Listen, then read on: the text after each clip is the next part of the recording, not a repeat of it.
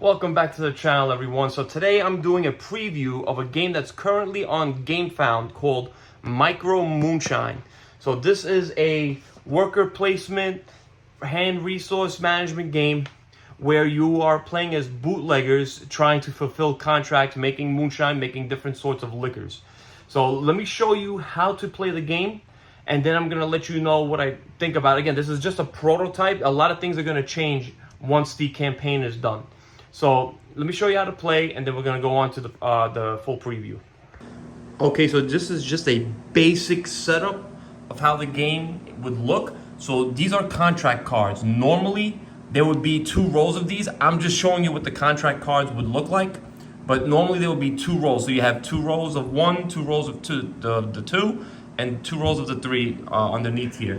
But I just want to give you a sense of how this game is going to play. Now, on the board here, you have your city tiles. This is the contracts, and this is the turn track. So this is going to be the rounds, and this is going to be the turn. So every time everyone has a turn, you can move this guy here. There's going to be 6 turns per round, 4 rounds in the game. Now, when you start the game off, you're going to have these cards that are right here, these crew cards. So we're going to start the round with a draft. Everyone's going to get 4 of these cards. Take 1 and pass it around. Now, if you want to get this card in your area, you have to pay the cost. So this right here is dirty money. If it was green, that would be clean money. So that's clean money you see right there. So how would you pay dirty money? Well, everyone's going to start with a certain amount of ingredients here, and that symbolizes the amount of dirty money. The water is always going to be worth 2. So if you want this person in your play area, you have to pay that money and play them face up. If not, you could just play them face down as a regular bootlegger. So you're gonna have 4 of those in your area at all times. So after the draft phase, there's gonna be the action phase. On your turn, you could do 3 things. You can take the ingredients. You could take 1 of each different ingredient, or you can take all ingredients of the same color. Now, we have here sugar, fruit, grain, and water. These are going to be used to make your liquors. Now, again, I'm just showing you here the basic. You have here whiskey. You have, I think this was gin. This is rum. This is wine, and the blues are moonshine. What I didn't show is also they all, except the moonshine. The moonshines are only going to be in bottle form, but everything else is going to have a barrel and a bottle. So as you can see, this is the gin, the barrel, and the bottle. I thought this was a barrel, but they all look alike, as you can see right here. So in order to make the bottle, you have to get the barrel first. But let me just go over what the action phase would look like. So like I said, one of the things that you can do is take the ingredients into your hand. You cannot have more than 7 ingredients in your hand. Another thing you can do is visit the city locations. Now, these are the ones that come with the game. There are going to be more, I believe, coming with the with stretch goals. So if you want to visit a city location, so let's just make believe we have 4 crew members in front of us here. So let's make him a bootlegger. I have to spend somebody to go there. So I could spend this bootlegger, put it in the discard pile, or you could have spent anybody else here. Now, if you notice, some of them have a symbol right here at the top left. So what does that do? Well, if you have a member with that symbol in the top left, and you want to say you want to go here to the black market, you don't have to pay a worker to go there, and you could just keep them there and not lose them. So that's one way you not losing your workers, and that's another way of using your crew.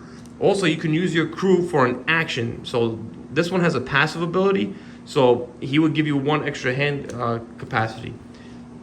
This person right here, you can trade it says here a barrel and a bottle to get 2 of any liquor to get 2 moonshine.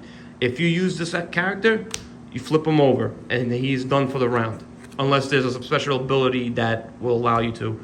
Another thing you can do, like I said, when you use the crew, is you can fulfill the contracts. Like I stated before, there usually is 2 rows. I just want to show you what the contracts will look like. So the rank 1s are always going to be worth easiest to get, and as they go up, they're going to be a little harder, and there's going to be more victory points involved. You would choose one of these two contracts that are on here. So I would just pay one, what was that, the rum bottle, and I would have to pay one dirty money or one bootlegger in order to fulfill this contract.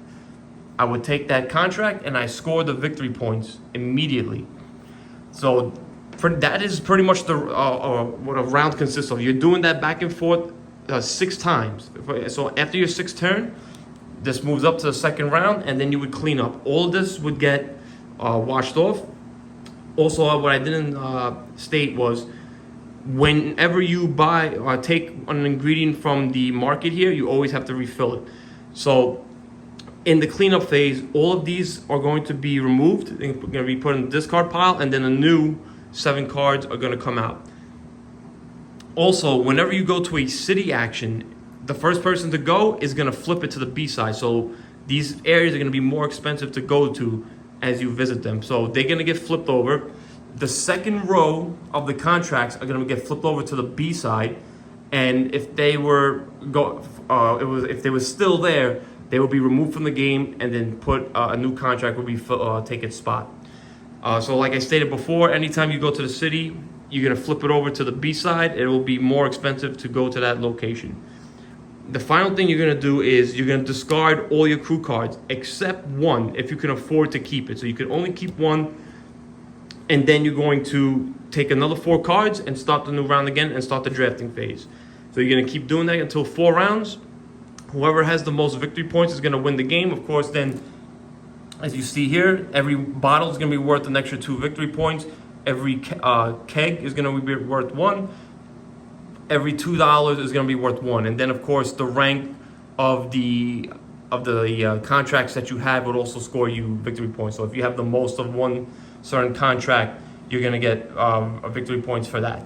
So that's essentially the game. Really quick, easy game. So now I'm going to let you know what I thought about it. Again, this is not a review. This is just a preview. So I'm going to let you know who I think this game is for. Okay, so as you can see, this is a very simple, easy game to play. It is not heavy at all. It's not complicated. It is easy to learn. We picked it up real quick. I did, for the times that I have played, this is great at 2 players and is great at 4 players. If you play with 4 people, it's going to get a lot more tense. There's a lot more, obviously there'll be a lot more going on because people taking the city tiles. Now that area, you want to go to that area, it's going to be more expensive. It's not a mean game. There are cards that you can use to mess with other people, but it's nothing too bad. I do like the theme a lot. I like the whole 1920s bootlegger theme. I do recommend this for families because the theme is not violent or anything, even though this was a violent time. So I think families are going to enjoy this game. The thing I do dislike about it is that this has been done before. There's so many games out there with these type of mechanisms. But why am I recommending it then? Well, one, it's affordable. This is a €25 game. It's like I said, it's accessible. Take it to grandma and grandpa's house. Play with the family. But most importantly, this is an excellent gateway game. If you're new to this hobby, I highly recommend, and you want to get into like Euros, worker placement, absolutely pick this game up because it's got everything you need to get into this hobby and then branch off into other games. And it's a good investment because of how affordable it is. So I do recommend this game if you're thinking about backing it. It is on GameFound. I'll post the link at the bottom. I do like the tense gameplay because every game I've played has been close scoring. There hasn't been anybody that's like, went far ahead, even though I thought they were. Then when it came to end game scoring, all the scores were pretty close. So you do have that tense gameplay. Like I said, it is very good at 2 players. I do think it's best at 4 if you like that little bit of meanness and tense gameplay going on, like fighting over locations, fighting over cards and stuff. It's also, again, it is a very simple, easy game. So I think a lot of people are going to be attracted to it. Again, the game is on GameFound. I think there's like maybe 16 days left or so when this video will be posted. I'm not entirely sure. So there is still time to pick this game up. But yeah, like, again, this is a prototype. I don't review prototypes, but if I were to give it a number now, I would probably give it a 7 out of 10. I think a lot of people are really going to enjoy it, mostly because of the theme.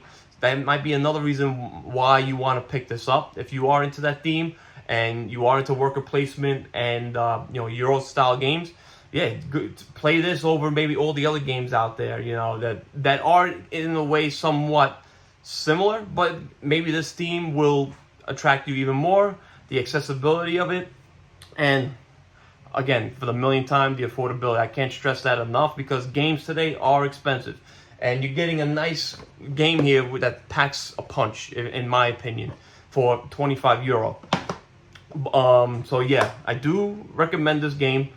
I want to thank Destroy Games for sending me this prototype. If you guys have any questions, feel free to leave them in the comments. I always answer. Please like and subscribe. Help this little channel grow. And that's going to do it for today, guys. I hope you enjoyed the video. And until next time, have a great time playing.